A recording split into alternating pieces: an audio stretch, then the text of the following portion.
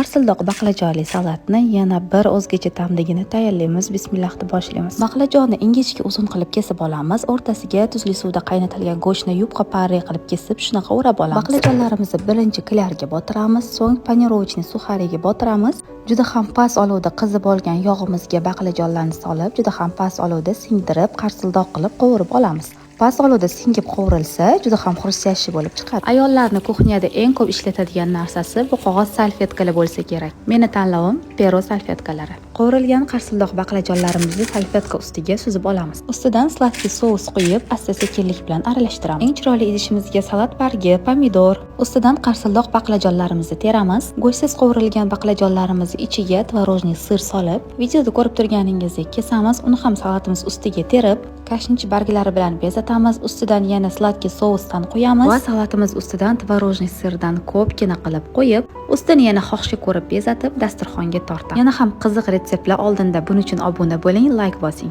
Kuxnyadagi ishimizni Pero salfetkalari bilan tugatamiz.